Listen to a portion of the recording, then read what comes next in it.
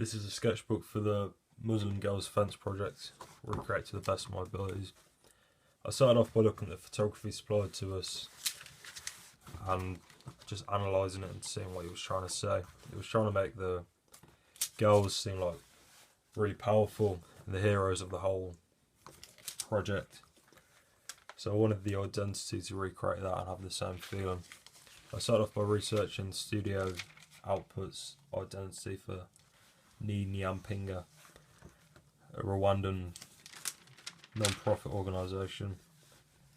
I was looking at their use of authentic Rwandan patterns and reappropriating them for the identity to make it more relatable and an actual authentic thing, as well as having a strong logo type that could also be interchangeable with just a logo, and their use of colour as well. Did the same thing with a practice for everyday life's track clap, which is traditional African land preservation, and their use of the application of the logo onto t-shirts and how they were taking colours from things like land, plants, water, the sun, and just really simple typography under a quite strong, also simple, recognisable logo. So from this I went on and started just coming up with logo straight away in Illustrator with no process or much thought behind it. And they weren't really working. As you see, this one's just typographical with a straight line going through all the eyes to sort of replicate the slash of fencing. And I was starting off to look at fencing moves and creating type of that, but wasn't really getting anywhere. So I started to think about the fluidity of the fencing saber, and from that I was cutting out letters in a thin typeface. It was thin Helvetica, and I was just soaking in water and letting them sort of move and distort naturally with the water. Then I photographed each one, vectorised it, and with that I created this typeface. Then I tried to make logo types out of the typeface.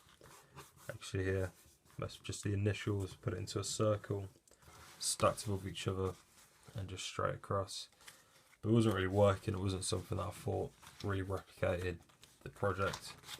There's some actual initial designs for a new route I went down, where I heard that the tip of a fencing blade is the second fastest moving object in Olympic sports, just behind the bullet of a gun. So I wanted to replicate that type of danger and what I was doing.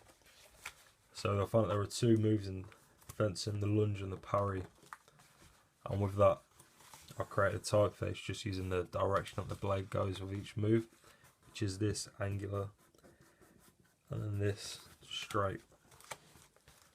And presenting this as a logo and as a typeface, I received feedback like it just wasn't really, it didn't really work. There were too many kind of little glyphs sticking out the end, just tiny little things that made it disproportionate, and each letter was a different size. It sort of worked in application, but it wasn't really there, so I needed to refine that. This is what I did here. As you can see, I got rid of all the extra bits on the end of the N and on the Q and on the H, stuff like that, so it's more sort of coherent. It's all the same size, and that's the final logo there. I also added a layer of pink colour on the back, which can't really be seen because I can only print in black and white.